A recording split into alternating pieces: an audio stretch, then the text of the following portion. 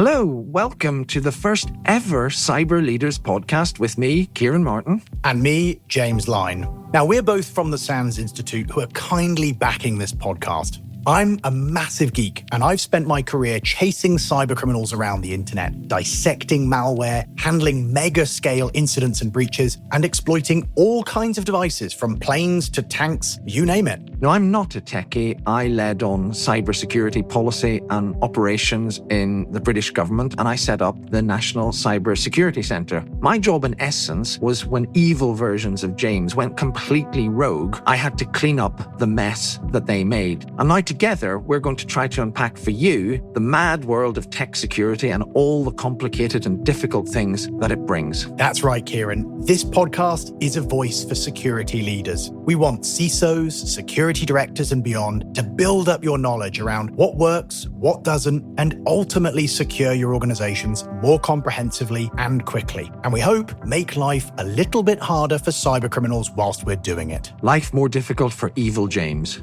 Good idea. So today we thought we'd discuss the whole political and geopolitical backdrop to cybersecurity. Now, if the world were a more peaceful, harmonious place, we might not have as many of these horrible cyber attacks as we do. But there's all sorts of stuff going on and different actors with different aims. And of course, for cyber defenders, people tasked with protecting their organizations, it's really important to know who might want to attack you and why, to be realistic in the defenses that you're deploying. Absolutely. But I think, good though we are, James, we might need some help here. And I think this calls for a guest, and not just any guest. We are very excited about today's guest, aren't we, Ciaran? Why don't you introduce our rock star of the moment? Well, it's someone who would never describe himself as a specialist in cybersecurity, but he knows more about it and has written much more interesting stuff about it than many who would claim to be specialists. And for me, he's one of the best explainers to a general audience of what cyber is and isn't. One of the most influential. Oh, come on, Ciaran, you have to get to the point. Tell us who it is. It is Mr. Shashank Joshi, defense editor of The Economist. Shashank, welcome.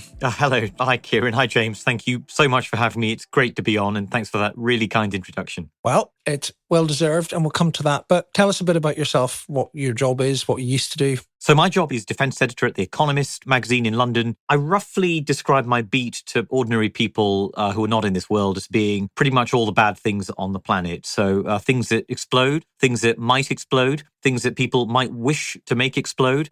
So that really goes all the way from sort of nuclear warfare, Russian nuclear weapons and nuclear weapons in space, all the way to kind of undersea cables, war in Gaza, war in Ukraine, potential wars in Taiwan. And of course, it also includes anything cyber related that I think is vaguely interesting, whether that's intelligence related, whether that's subversion related. The whole landscape is mine for the taking. So I'm stretched very thin, but the upside is I can sort of pick and choose all the interesting bits. And you can write about them at breakneck speed. I find it pretty fascinating. We're sat here, for me, 20 years on into my career, talking about cybersecurity in the same sentence as things that might explode and warfare scenarios. Of course, Ciaran, you and I have been previously very careful not to overhype the impact of this stuff. But there is also quite the prospect for life and limb impact, a growing prospect, given the trajectory here, which I'm sure will be fun to discuss with our guests. But Shashank, how did you stumble into the cyber bit of what you cover? I stumbled into it, I would say, entirely by accident. In this current job, mostly as an adjunct to covering wars, covering geopolitics. But I will say, I go back 11 years. At the time, I think I must have been at the Royal United Services Institute, which is a defense think tank in London. And I remember writing a book review for the Financial Times of Thomas Rid's book called Cyber War Will Not Take Place. Great book. Great book, incredibly prescient in many ways. Really caught the sort of public eye at a time when cyber really didn't have as much of a profile in security discussions as it does today. And I think, the book got some things wrong, it got some things very right, but it really made me interested in kind of questioning the big red button, blow up everything view of cyber that was prevalent at the time. And I think in some ways what Thomas Rid did was anticipate the intellectual journey that many people in sort of the cyber world would go on over the subsequent 10 years. And then, of course, I covered lots of other things at The Economist, but that's really, I remember the first time I dug into the subject properly. I love the transition from boring cybersecurity to making it sexy. And I agree, that was the transition of the moment. Well, it's great to have you over in the world of cybersecurity. I'm sure we can have lots of fun here today discussing how it's evolved over the last few years. So this might provoke a couple of different answers, but I always love a question like this. Shashank, what's the most fun cyber story you've ever covered? And could be the same one, could be different. The most significant. I've covered loads of cyber stories in my time, many of them really tied to geopolitical events. For example, I remember last year covering what I thought didn't really get enough attention, which was the incredible, really intense skirmishing going on between Iran and Israel, including some really punchy Israeli operations against Iranian steel mills, if you recall. I think that was the APT called Predatory Sparrow or something suitably evocative like that. Certainly avian. We are very good at picking provocative names, by the way. I'm still waiting for someone to name one Erudite Badger or something like that. That would be super. I'll suggest Erudite Badger to the next Threat and Tell people we speak to. If you could get that done for me, yes, please. And we should. Economists should have our own names. We shouldn't need to be tied to these conventions. We should. Oh, we've got enough. We've got enough of these names. It just confuses people. We can come back to names. We'll come back to names, Excellent. I'm sure. Anyway. But what I did want to raise is in terms of importance, I want to raise a story that, Ciaran, you helped me understand a little bit not very long ago, which was the story of XZUtils, which I suspect your listenership knows much more about than my usual readership. But of course, this was really vital compression software used inside the Linux operating system, incredibly important to so much of the internet. And it took me a while to get my head around what the story was. Ciaran, you certainly helped me do it. But what was really interesting about this wasn't that the code itself, which I'm not equipped to really parse. It was the approach. It was the fact that someone had spent a long time, years I think it was, slowly burrowing in to the community of open source developers who build this vital piece of software, encouraging them, impressing upon them need to let this person have more responsibility, and then building this backdoor into the software that would have allowed very extensive access for intelligence gathering or for disruption. For me, this story is so important because it gets at something I constantly try and tell readers, which is they think of sort of technical intelligence operations as being entirely separate to the human side. And I think the story shows you why they're so closely interconnected, why what you might think of as the most sophisticated, technically advanced penetrations or intrusions, they often have this kind of irreducibly human side. And that goes all the way back, I think back before the Second World War, the Polish government was cracking the Enigma machines well before World War II, and they were relying on the French Secret Service getting human agents, acquiring code books. And that human technical link has always been so critical to this kind of signals intelligence, whether that's in the cyber domain, whether that's in a sort of pre-cyber analog domain. So I think that's really powerful. And sometimes I think, and we've talked about this before, that a lot of these cyber attacks are just stuff that has been going on for centuries, but with computers, and there's an element of that. And by the way, I think you should have won an award for that story because it was so complicated, fiendishly complicated, but it was really important. And it was one of the stories that I think policymakers struggled to understand more than any other because it was this weird bit of software that nobody had ever heard of. It wasn't intrinsic to a well-known company like Microsoft or whatever. And because I was looking it out earlier, if you're interested, the 23rd of April 2024, it's in The Economist. It's called "A Stealth Attack Came Close to Compromising the World's Computers." And my favourite line from it, which I think is another of these lessons, and I'm quoting from your excellent writing, "The software at the heart of the internet is maintained not by giant corporations or sprawling bureaucracies, but by a handful of earnest volunteers toiling in obscurity." And I think that's absolutely vital. So moving on, or perhaps moving back, in very classic Economist ways, you talked about RUSI, which you described as a London think tank. I think most people know that, but as per the Economist house style, I think last week you described Microsoft as a tech giant and so forth. And I've done it again in the most recent issue as well, by the way. I'm looking forward to this. Yes, according to The Economist, Coca-Cola is a drinks company. But anyway, going back to cyber's place in geopolitical tensions, you introduced yourself saying you study and write about things that explode. And of course, as per Thomas Ridd's book, cyber by and large tends not to explode, or at least not very often and not directly. So I wanted to ask you, you cover everything that goes wrong, and it's a much worse world than certainly we expected 25 years ago. And when you look at all these security threats and you look at these dynamics, where does cyber fit into this dangerous world? In other words, if you're a sort of general world leader or somebody of influence in some shape or form,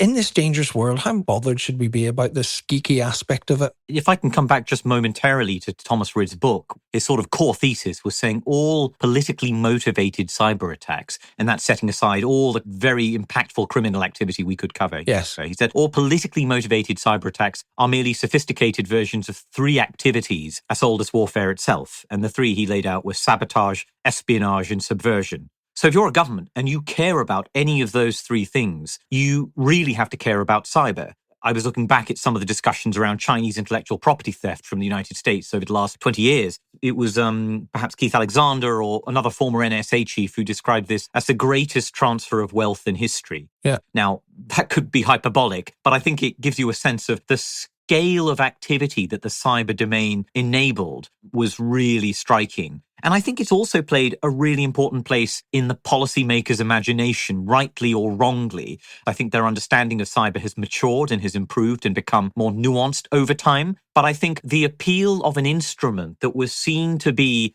a great instrument of statecraft, somewhat deniable, lower cost, less provocative than kinetic military instruments, I think that exerted a really powerful influence on policymakers throughout the 2000s, particularly. And in some cases, that was absolutely overstated. We can argue whether actually it will remain overstated as critical national infrastructure becomes sort of more vulnerable to these kinds of things. But I think that really meant they turned to cyber officials, Ciaran, people like you, very often, as a sort of way of dealing with world events or having an option when often they felt they didn't have many other plausible or useful options. And I do think you are likely right, both in overstated and continues to be overstated. But prior to that point, I think it was desperately understated. And given the general trajectory of all of us placing more technology around ourselves, I suspect there comes a point where the overstated catches up with reality at some point in the future. So I'm not sure I mind, providing we don't wander into the realms of FUD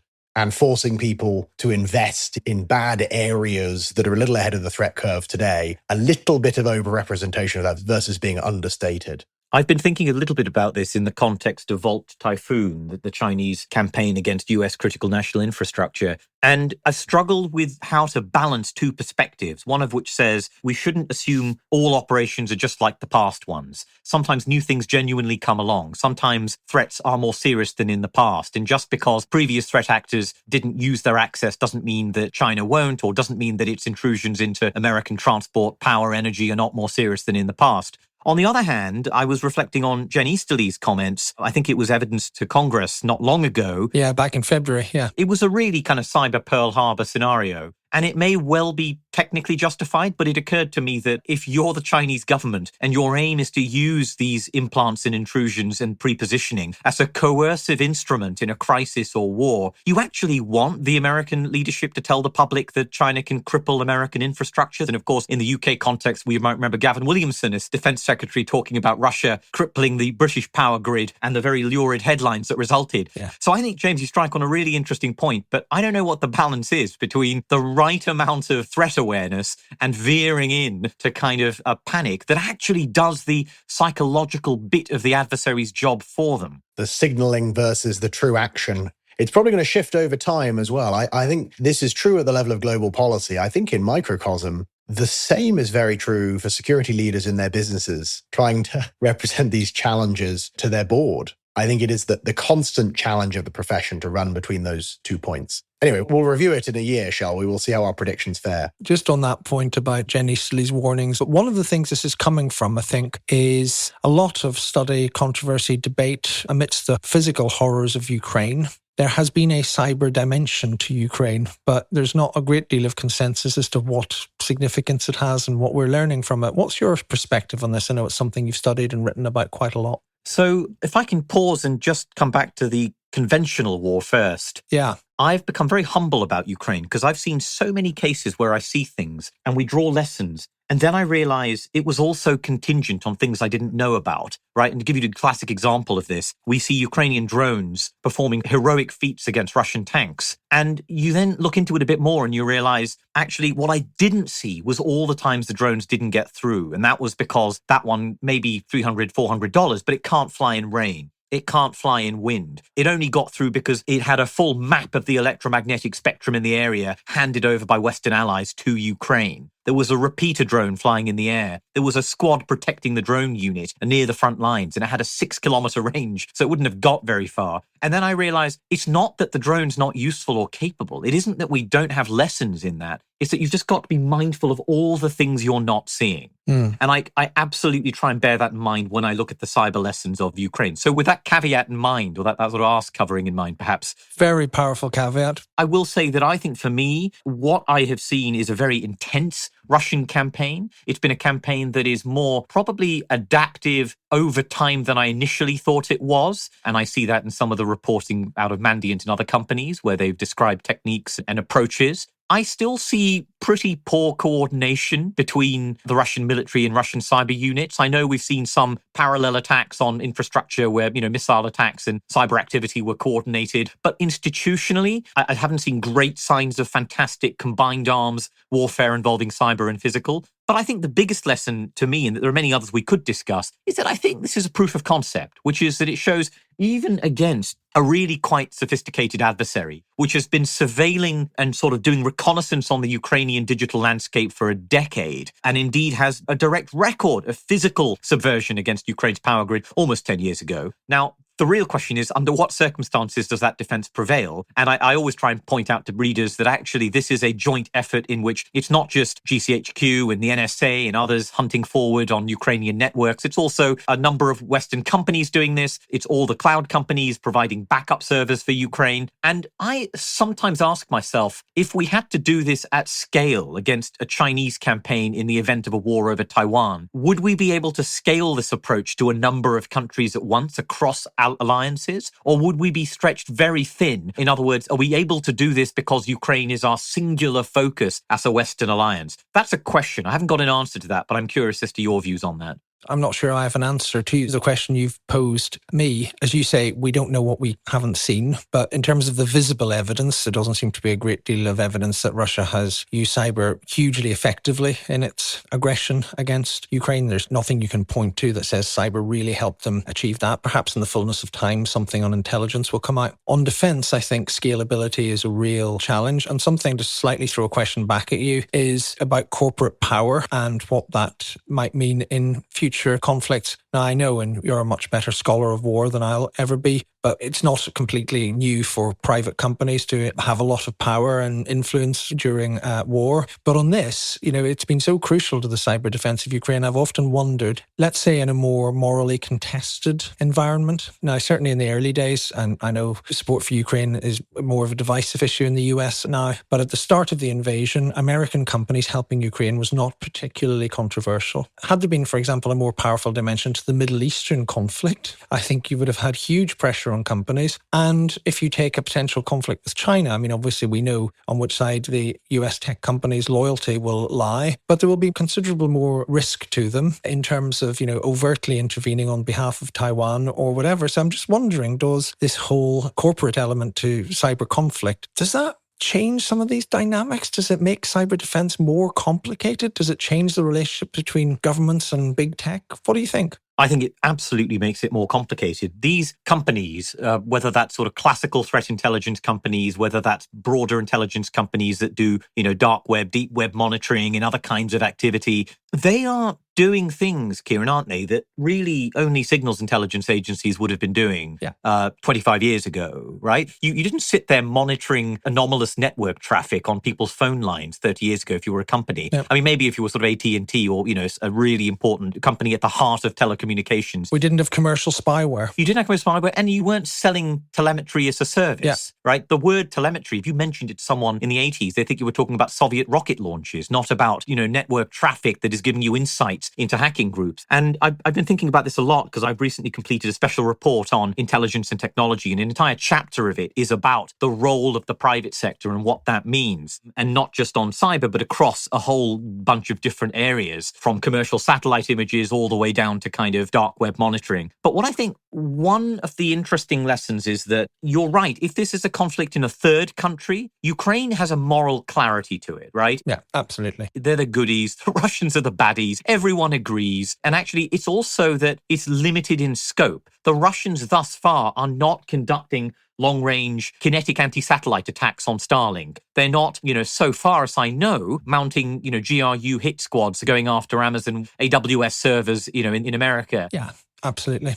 But let's be clear, legally, there is a kind of grey area here. And if a Russian satellite or a Russian company was providing direct targeting assistance for, ISIS or the Taliban, our lawyers would sure as hell consider that a lawful military target under some circumstances. So in a US-China war, I think there's no real question about this. I think the companies fall in line. I don't think they have much choice. In a war of that magnitude and stakes, they fall in line behind the government. I think that's really clear. They have no choice. The law would probably compel them to do so. Yeah. They have the Defense Production Act. There are all kinds of things along those lines. I think the really difficult situation is all those less kind of clear-cut cases you mentioned, where we have partners on our side, but there's a lot of debate. And it's not just Israel, Gaza. I can think of, India, Pakistan, India, China, if India went up against China, where there would be significant risks, all manner of conflicts like that. And I think that actually the really important point we don't think enough about is this is a very kind of solipsistic discussion. It's kind of us, our companies, our allies, our partners. What happens when the other side has these firms and these assets? Of course, I know Russia has some good threat intelligence firms that are loosely aligned to the state, and we can say the same of other countries. But I can give you one recent example of a Chinese firm sanctioned by America for giving satellite images of Ukraine to the Wagner Group.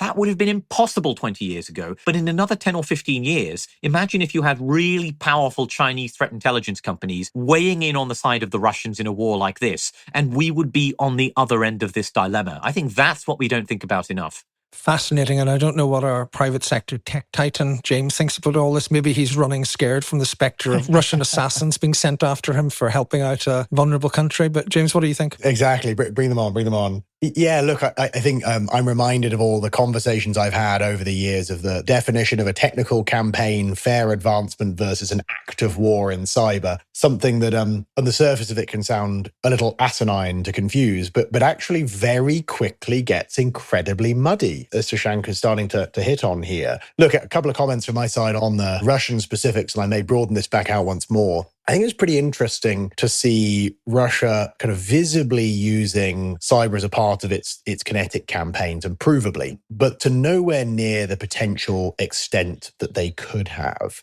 And there are lots of reasons that could be the case, of course, as you noted, but I also noted the general level of technical capability of Russia as an adversary appears to have degraded over the past couple of years. They seem less capable as an operator than traditionally the assets we've seen them producing over kind of 10 years before that. And one wonders if there's a brain drain or a using of too much of their payloads. They didn't have as much on the shelf as maybe they should have done before. Or perhaps they're being coy and holding back and decided to use less of these particular tactics in favor of others. But I do think it's interesting they didn't go as far and appear to actively be less capable than before. But look, as someone from the private sector who has absolutely been involved in meeting with the Ukrainians, we've had folks training the Ukrainians, helping them in their response and their forensics and all their different capabilities. There is one lesson to take away for every developed nation on earth. The capabilities here for an adversary are only growing an opportunity. More surface area, more data, more connectedness, and preparing early and being specific about your long-term plan for the cyber capabilities you'll need is crucial. I have to, tip a hat to the Ukrainians for the long hours they have worked. I talked to some of their incident response folks working 7 days a week, cramming caffeine. I mean, just remarkable stuff. But Shashank, you brought up the point of scale, and it is incredibly hard to do that at the drop of a hat.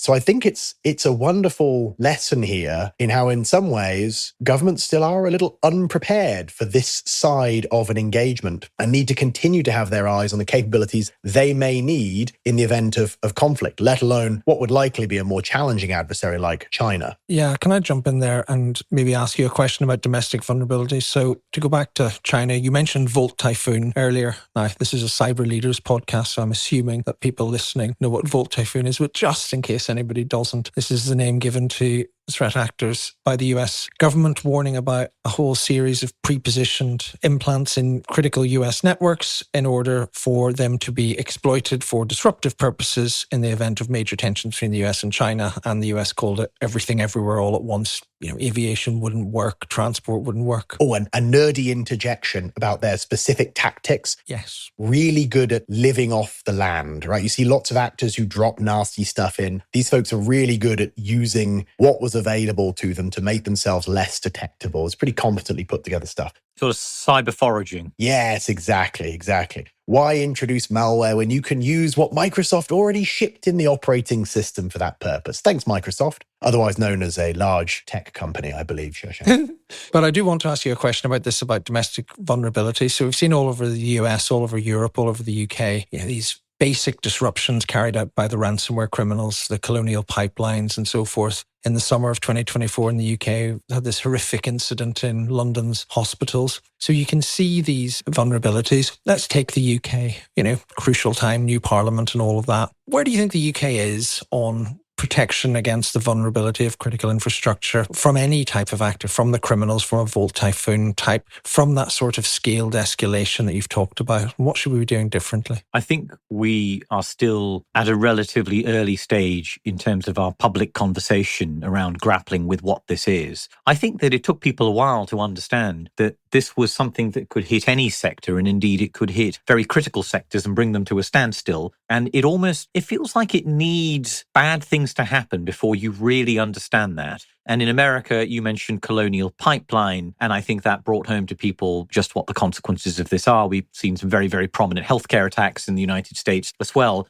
And I think that that's persuaded people that this is moving beyond just a very niche problem to something that is potentially a critical infrastructure problem. I think we're still also at a very embryonic stage in understanding the response. Right? You've written a lot, Ciaran, about the question of ransom payments, the question of bans on ransom payments, how companies should deal with this. I think it still feels we're kind of fumbling our way through these issues, right? Governments are very hesitant to take any dramatic steps. They're moving in the right direction, I feel, on understanding what needs to be done, but they're wary of sort of outright bans in ways that I think industry is resistant on. I think that's part of the story. The way companies are dealing with it is still changing. The British Library case and their openness about the breach against the library. But actually, that again feels quite fresh and new, kind of public sector entity being really open and honest about this case. Yeah. And that's only in the last, 12 months or 18 months, if that. You got to acknowledge the best practice. I love you doing it. Let's see more of that, right? Transparency has its upsides. Exactly. And then the final point is,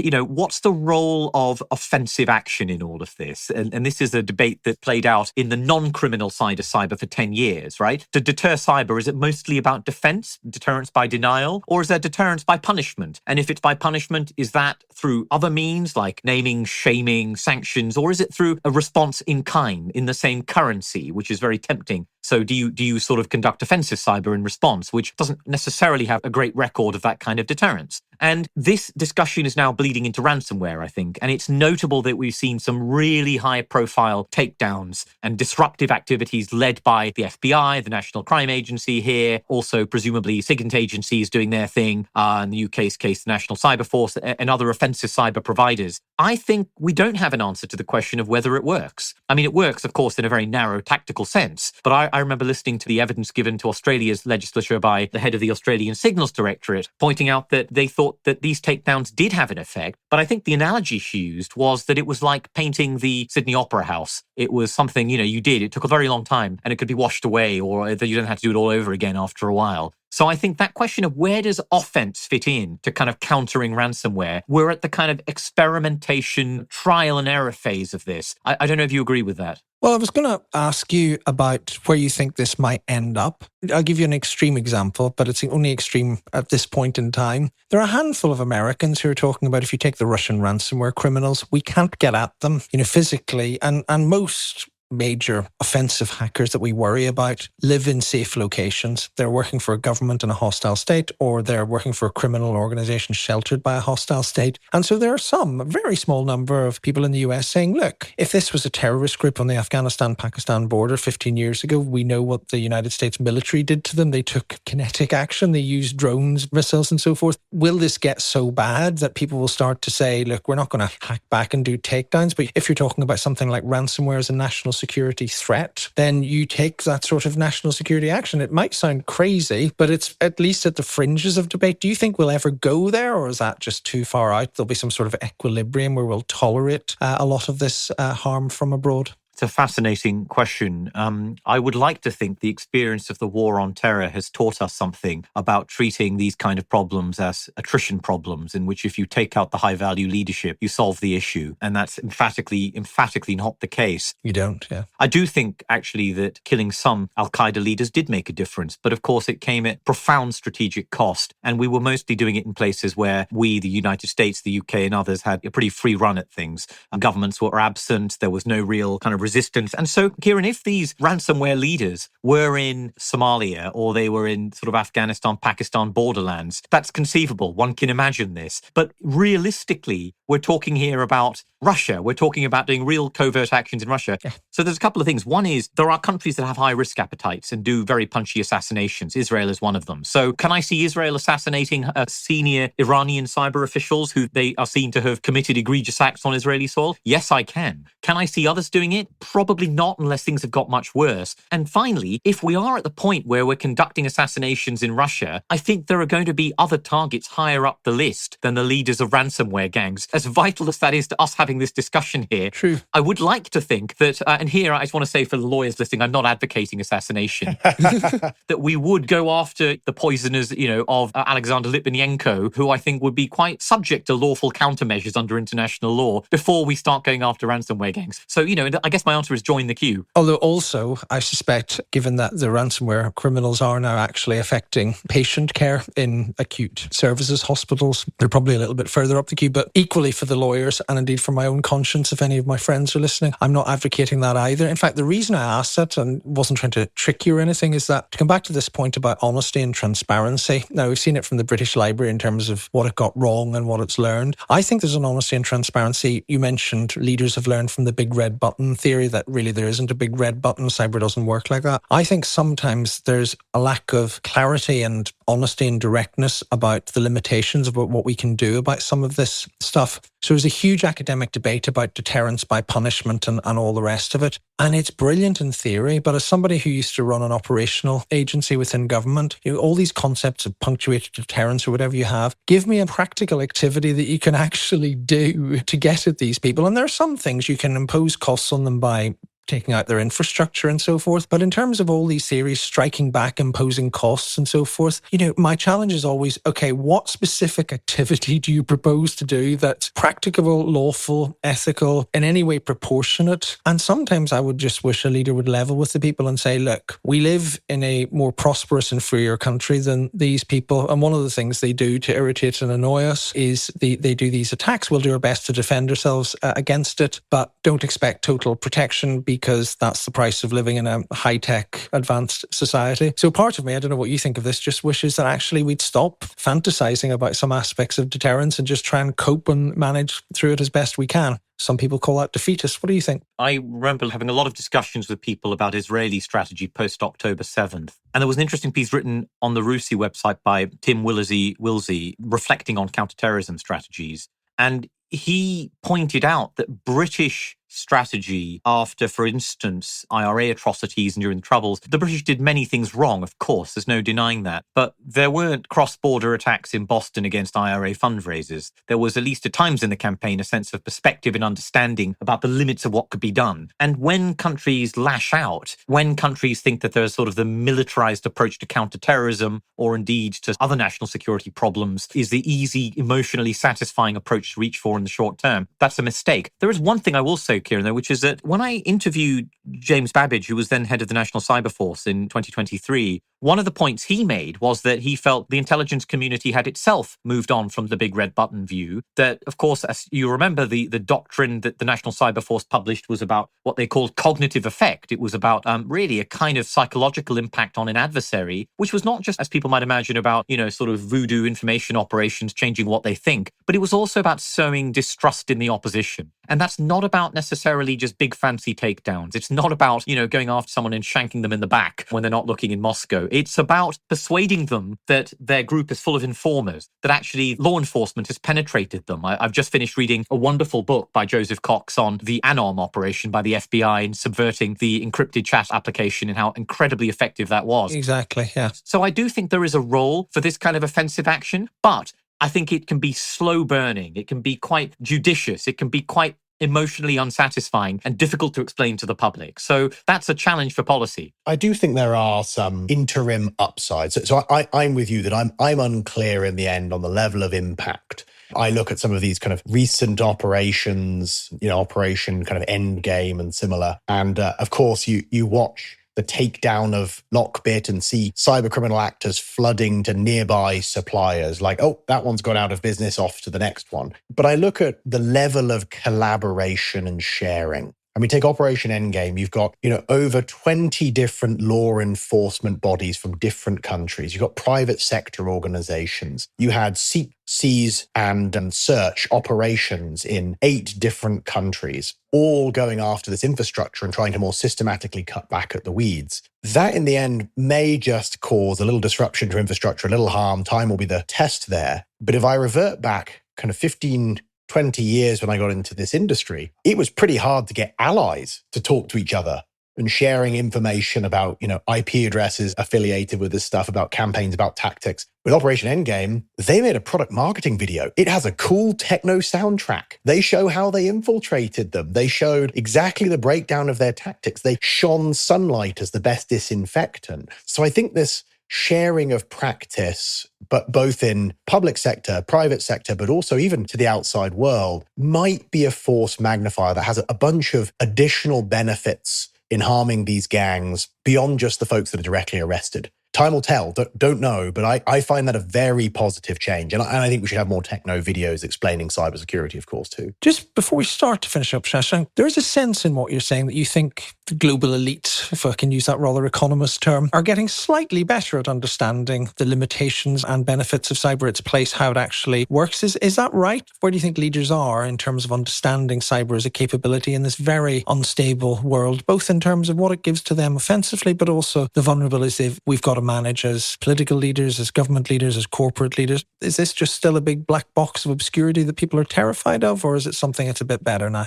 I think things are improving. I think one of the reasons for that is the degree to which it is so much more visible and prominent for rather unfortunate reasons to do with the ransomware attacks you mentioned. Yeah. I think Russia has helped. The struggles of Russia's cyber campaign in Ukraine, or the failure to use it to decisive effect, or even in service of decisive effect, or even to sort of do things like severing communications. And we've seen how vital that is. I think that has helped people understand both why this is important, and it's helped avoid fatalism. I think it's shown actually the bomber will not always get through, to sort of repurpose Baldwin's language. The cyber Pearl Harbor isn't inevitable. You can stop it. There are things you can do. There's means to do this. Where I think we have a lot of work still to do is in our language and our conceptual understanding of cyber. I think this is really difficult. This is a domain, after all, that covers both intelligence gathering, buying, espionage, and also sabotage, subversion, covert action, all kinds of things. And sometimes you don't even know entirely which is which. To come right back to the beginning on XZUtils and the long-running campaign to subvert that, we don't really, as far as I understand, have a clear sense of the purpose to which that campaign might have been put. Although with something like Volt Typhoon, the nature of the targets, which have very limited espionage value, give us an indication. In this case, it's not always so clear. But the result, Ciaran, as you know very well, is really sloppy language. So cyber attacks, which is a word I kind of have to use in print, but I hate using, can mean everything. It means all of those things, and therefore it means nothing. Yeah. So I'm sort of on a mini crusade in everything I write about cyber to try and just disentangle those things and make make clear, what are you talking about here? Are we talking about spying? Are we talking about potential subversion? Let's try and be more precise in our language. It doesn't help when politicians are not precise in their language, and that's what tends to get the headlines. So we're struggling on that, but I think we have a lot more work to do, because the right response, the right approach, depends on the sort of activity you're countering. And if you don't know what it is, if you can't even define it, you have a real issue. Well, please keep up your excellent work in explaining that, because it's absolutely vital. And one slightly more pessimistic note you hit earlier was that some of our domestic vulnerabilities might have to wait to be addressed until after a major disaster. Let's hope your explanations get to the policymakers before the disaster does, and you don't have to explain the technicalities of what happened in a crisis. But James, what have you got for us to close us out? Yeah, look, I think this has been seriously fascinating. And I actually think we could spend hours debating how a lot of this plays out. Oh, I want to get you back to talk about the language around spying versus sabotage. I mean, we have to do all of that. I want to talk about what governments have said about China and so on. Fascinating, yes. But you've used up too much of your time already. If you agree now verbally, it's contractually binding, just so you know, Shashank. Yes, I hereby lock myself into returning. Fantastic. And we've got the recording. It's evidence. Thank you. Look, Shashank, you do a wonderful job of explaining incredibly complex materials where there's multiple actors, multiple interpretations, there's policy and politics at play, and of course, often very technical concepts as well, as you noted with our wonderful kind of archiving utilities and that beautiful sentence involving toiling. It's a favorite word of mine. We're, of course, talking at the level of policy here and nations.